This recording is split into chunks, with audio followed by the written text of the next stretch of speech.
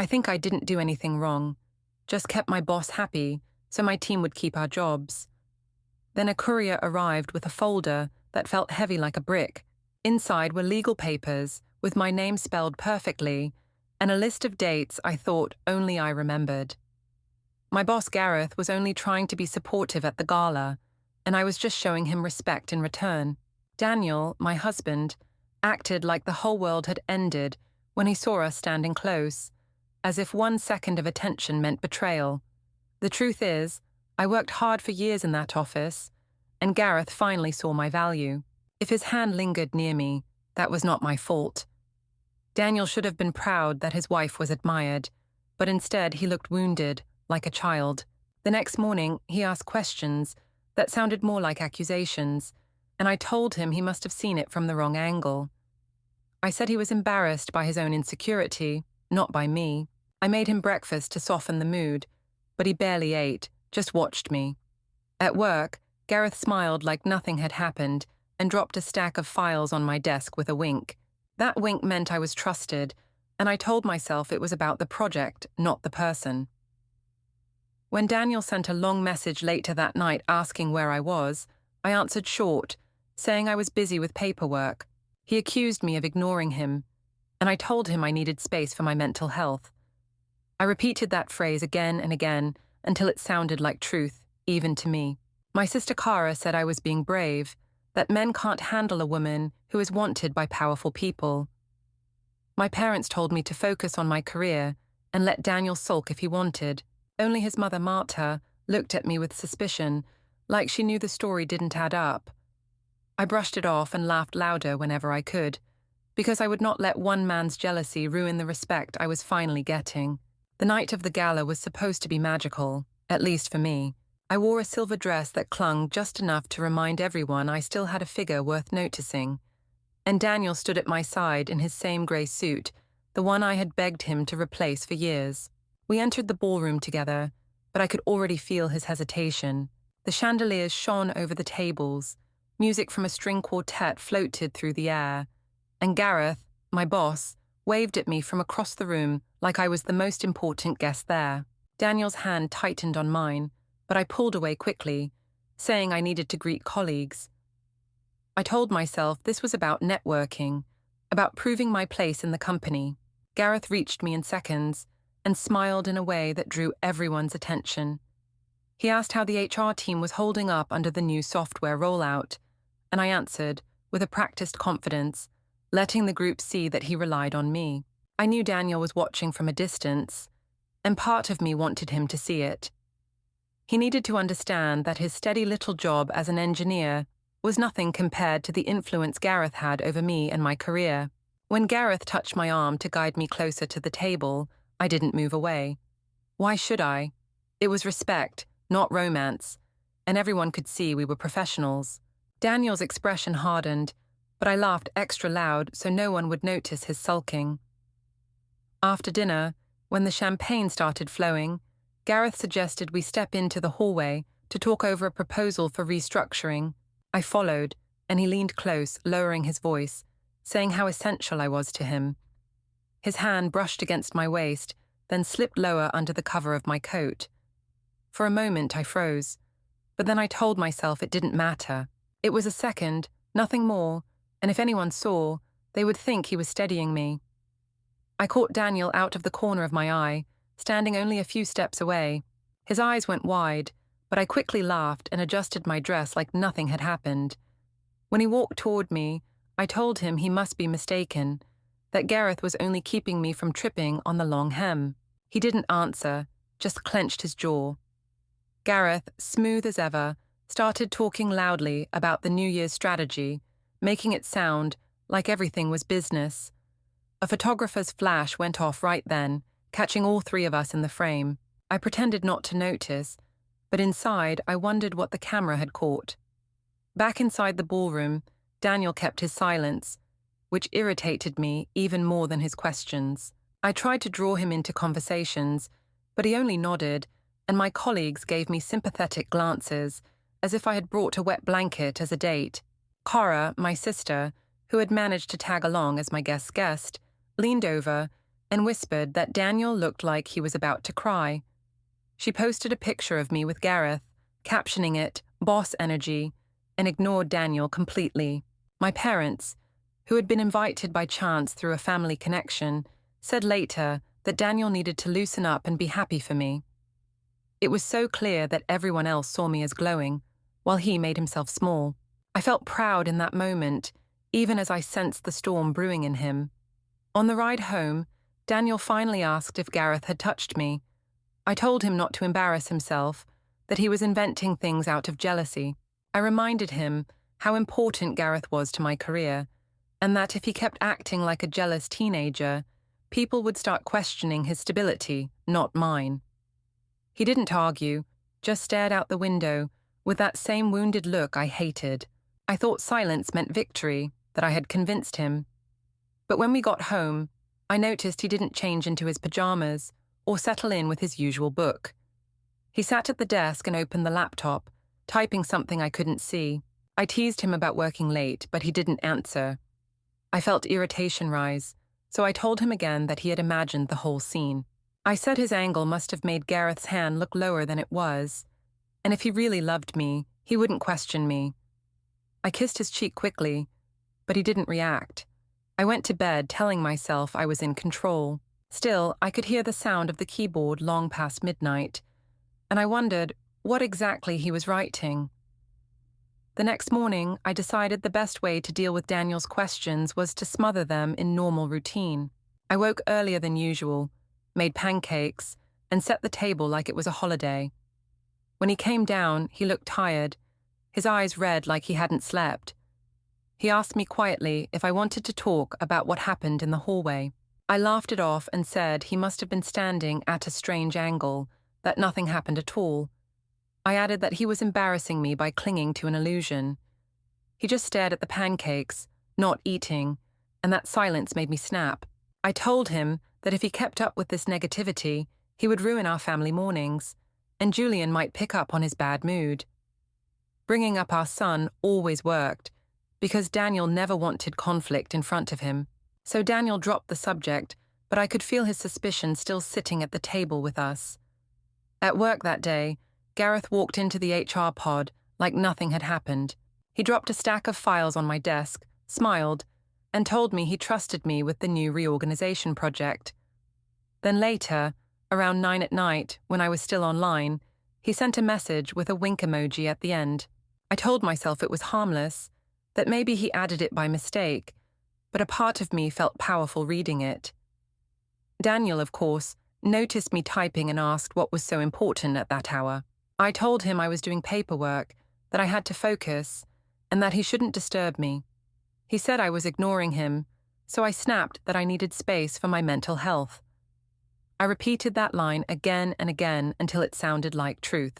My sister Cara backed me up when I told her later. She said I was being strong, that insecure men can't handle women who are wanted by powerful people. My parents also supported me, telling me to focus on my career and let Daniel sulk. Only Marta, his mother, called me and asked if Julian could stay with her that weekend because he seemed tired at school. I knew what she was implying, that Daniel had told her something, but I acted cheerful and agreed. When Daniel asked me for copies of the last 3 months' bank statements, I tried to laugh it off. He said he just wanted to look over things, but the way he asked felt sharp, like he was testing me. Later, I noticed he cancelled 2 of our shared subscriptions, things we had always used together. He didn't even tell me. I just found out when I tried to log in. I accused him of being petty, and he only replied that he was simplifying expenses. That night, while he showered, I glanced at his laptop and saw a new folder on the desktop labeled Counsel. My heart raced, but I forced myself to believe it was work-related. I asked him later what he had been working on, and he said nothing, just projects. His calm voice made me uneasy. I tried to spin it, saying he was paranoid and making mountains out of molehills, but I couldn't shake the image of that folder. To everyone else, I painted the story as Daniel being controlling. I told Kara he was questioning me over nothing. I told my parents he was trying to sabotage my career. To his mother, I acted offended that she thought I was unstable. But the truth was, I needed to keep the narrative under my control, because if people believed Daniel's version, I would look like the liar. So I kept smiling at work, laughing at home, and telling myself that he was the one falling apart, not me. Still, I couldn't ignore that he was watching me closer now, moving quietly, and saving things I didn't even know were there. I decided the only way to turn things around was to make Daniel look small in front of others. If everyone saw him as fragile and humorless, then his suspicions about Gareth would sound like nonsense.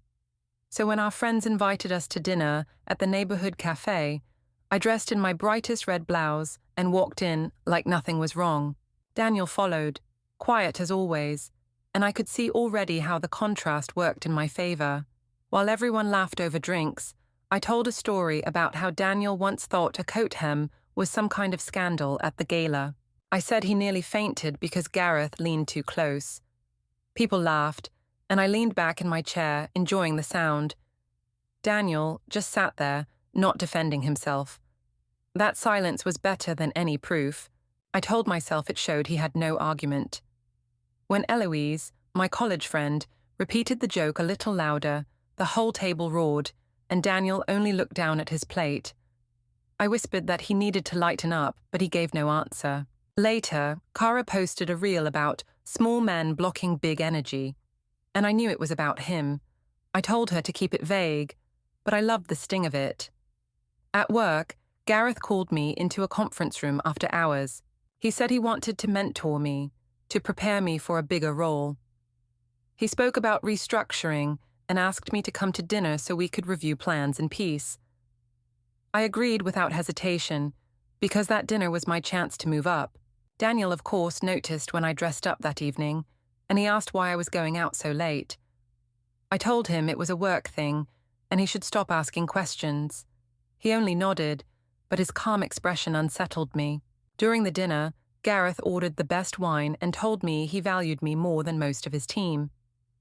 I told myself it was about work, nothing more.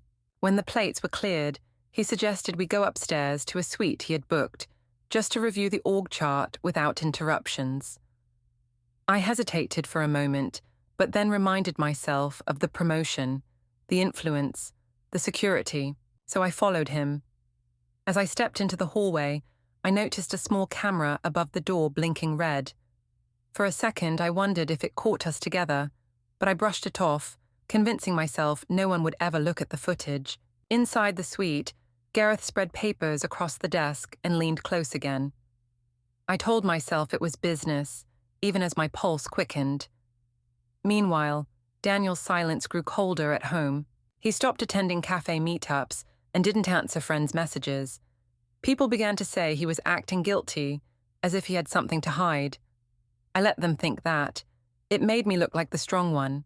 Still, I noticed changes in him. He collected receipts, he kept his phone locked, and once I saw him slip a notebook into his bag before heading out. I asked what it was, and he said it was just for work notes. I laughed and told him he was getting boring, but his steady look made me uneasy. I tried again to paint him as insecure to my family. I told my mother he had become controlling, and she told me to stay patient. I told Kara he might be losing his mind, and she encouraged me to keep standing tall. Marta, though, said nothing. She just looked at me with quiet eyes, as if she knew exactly what I was doing. I brushed it off, but something in me felt rattled. Even so, I kept telling myself I was in control, that everyone believed my version. And as long as Daniel stayed silent, I could twist that silence into proof that he was wrong. But deep down, I felt a storm gathering, and I didn't know when it would break. By the time the photo from the gala surfaced in our office Slack, I thought I had buried the whole thing. But there it was, watermarked and sharp, Gareth leaning too close in the hallway, me smiling, and Daniel's figure blurred in the background. The chatter in the HR pod rose instantly, and before I could control it, Priya from legal sent a company-wide reminder about anti-fraternization policy. My stomach dropped, but I kept my face calm, telling coworkers it was just bad angle magic. When Daniel came home that night, he said nothing about dinner, only that he had seen the photo too. I snapped at him, accusing him of leaking it, of trying to ruin my career. He didn't argue, didn't raise his voice, just asked me to stop shouting because Julian was asleep. That calmness unnerved me more than any fight could. I told my parents that Daniel was trying to sabotage me, to pull me down out of jealousy. My mother told me to act gracious, to keep private matters private, but my father just said Daniel needed to stop being insecure. Kara, of course, doubled down, posting another reel about fragile men who can't handle powerful women. At the weekend cookout for Julian's birthday at Marta's house, I decided to play perfect mother. I arrived late, carrying a large wrapped gift, joking that Daniel had probably scheduled the candles by the minute. People laughed awkwardly, but Daniel stayed quiet, kneeling with Julian and making sure every kid got cake. Marta watched me carefully, her eyes sharp. I tried to joke again, saying Daniel was acting like the schedule police, but no one laughed. Kara whispered that the whole thing was awkward and that Marta was trying to turn Julian against me. I shrugged and pretended not to care, but inside I felt heat rise in my chest. During the cake cutting, when all eyes were on Julian, a man in a plain jacket walked up the sidewalk. He held a thick envelope and asked loudly for me by full name. Marta stepped in front of the children quickly, asking him to wait until after the candles, but the damage was done. Everyone stared. I took the envelope with shaking hands, and Daniel said nothing, not even looking at me, just steady breathing like he had been waiting for this moment. Inside the envelope were legal papers, full of dates and notes that I had thought no one else had noticed. I stuffed it back quickly, claiming it must be a mistake, but Marta's frown deepened, and even Kara went silent. Later that night, I confronted Daniel, demanding to know what he had done.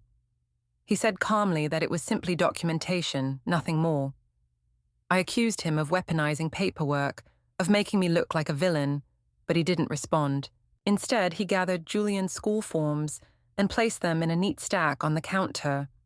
My parents called me, telling me to be careful, that lawyers were too extreme, but I told them Daniel was trying to steal my child. They promised to support me, but their voices sounded uncertain. I knew the story was slipping from my hands, and that made me furious. Still, I told myself I could fix it. I just needed to convince everyone that Daniel was the insecure one, that I was the real victim. But the weight of the envelope in my bag told me the storm was here, and this time I couldn't laugh it away. When I opened the papers inside that thick envelope, I realized Daniel had been building his case for weeks, maybe months. The pages listed dates, receipts, even screenshots of messages I thought were private. My stomach flipped, but I forced myself to believe I could still turn this around. I told myself Daniel was cruel for dragging lawyers into our marriage, that no judge would ever side with a man over a mother. That morning, he told me calmly that a lawyer named Alyssa Chen would be contacting me soon. He said he wanted things done properly, no fighting in front of Julian. His voice was steady, but it felt like a wall closing in. At work, things got worse. Priya from legal called me into a conference room, laid out badge logs, hotel receipts, and the Slack photo, and asked if I had disclosed a personal relationship with Gareth. I tried to laugh, saying it was all professional, but her eyes stayed flat. She reminded me the company had strict policies, especially for supervisors. Later, an email arrived. Administrative leave pending investigation. My hands shook as I read it in the parking lot. Gareth messaged me, saying we had to keep our distance and that it was a misunderstanding. I realized he was already protecting himself, stepping away while I carried the weight. At home, I told Daniel he was punishing me for being ambitious, that he was destroying our marriage because he couldn't handle my success. He only answered that Julian deserved stability. That word, stability, made me feel small. I tried to gaslight him, saying he was the one acting unstable, hoarding documents and making up stories, but he didn't take the bait. Instead, he handed me a printed copy of a temporary parenting schedule that Alyssa had filed with the court. It had Julian's bedtime marked, school pickups assigned, even alternating weeks in the townhouse. I tore the paper in half, shouting that it was cruel to rip a child from his mother's arms. Daniel just picked up another copy from the folder, untouched. Kara called me furious, saying Daniel was hiding behind lawyers. She posted another reel, calling men cowards who weaponize paperwork, but she deleted it within hours. Even she could see it was backfiring. My parents told me to try to talk to Daniel like adults, but when I tried, he simply said everything had to go through counsel. I hated how calm he was, how untouchable. I told my friends he was twisting the story, making me look like a villain, but they stopped replying as quickly. Eloise even sent me a message saying, maybe I should chill until things cooled down. It felt like betrayal. Meanwhile, Marta quietly supported Daniel, printing Julian's school calendars, offering to supervise exchanges. She never gloated, but her silence cut deeper than words. Julian started asking why he had 2 toothbrushes now, one at each house. Daniel told him gently that it was just so he'd be ready wherever he was. I wanted to scream that Daniel was stealing my child's love, but I couldn't, not with Julian watching me. When Priya called me again, she asked if I wanted to provide my side formally. I claimed Gareth had pressured me, that I only went along to protect my team, but she showed me screenshots of my own messages, ones with laughing emojis and after-hours invitations. I said they were jokes, professional banter, but her face didn't change. That night, I accused Daniel of feeding those messages to the company, but he said everything was public record, and I had done it all myself. I hated how rational he sounded, how he used facts instead of emotions. Alyssa filed a motion citing hotel receipts and Slack logs, attaching them neatly with tabs. The hearing was set for Tuesday at 9 a.m. I panicked, telling my parents the system was stacked against women, but even they sounded tired. My mother said I should focus on Julian's needs, not my pride. I slammed the phone down, furious that no one was fully on my side anymore. I kept telling myself Daniel was the one at fault, that his mother had poisoned him, that lawyers had brainwashed him. But deep down, I knew he had simply been patient, watching, waiting, gathering. The power I once held through laughter and spin was slipping. And as I sat in the parking lot, staring at Priya's email and Alyssa's motion notice, I realized I wasn't just fighting Daniel anymore. I was fighting paper, dates, signatures, and proof that couldn't be twisted. I told myself I still had a chance, but the weight in my chest said otherwise. The cliff was in front of me, and Daniel had built it brick by brick. The morning of the hearing, I walked into the family court annex with my head high, but my legs felt like they might give out. The fluorescent lights buzzed overhead, and everything smelled like paper and disinfectant. Daniel was already there, sitting straight in a dark suit, a thick folder at his side. He didn't even look at me. I told myself that meant he was weak, that he couldn't face me, but in truth, it felt like he had already won. Alyssa, his lawyer, greeted me politely, not even with anger, just cold efficiency. My lawyer tried to comfort me, saying judges listened to both sides, but I saw the neat stacks of exhibits on Daniel's table, and my mouth went dry. When the judge entered, everything moved fast. Alyssa spoke clearly, presenting a timeline of my late nights, my bank statements, the hotel receipts, the Slack photo, even Julian's daycare sign-in sheets showing Daniel's consistency. My lawyer objected once or twice, but it didn't matter. The judge kept nodding, writing notes, asking precise questions. When it was my turn, I said Gareth had pressured me, that I was only humoring him to protect my team. I insisted Daniel was punishing me for ambition. I even tried to say the hallway photo was misleading, that the hotel suite was just work talk. The judge asked why I had mocked my husband in public if things were innocent. I stammered that it was just banter, nothing serious. But as the words left my mouth, I could hear how weak they sounded. Marta sat behind Daniel, hands folded, her face calm. Kara sat behind me, glaring at Daniel, whispering that he was destroying our family until the bailiff told her to be quiet. My father squeezed my shoulder, but his hand shook. My mother avoided looking at anyone. When the judge delivered the orders, my chest hollowed out. Temporary joint legal custody, but Julian's school nights would be with Daniel, because he had provided consistent care. I would have every other weekend and alternating holidays. The judge signed a financial restraining order on our joint accounts, blocked me from moving large sums, and included a non-disparagement clause. Neither parent was allowed to insult the other in front of Julian or online.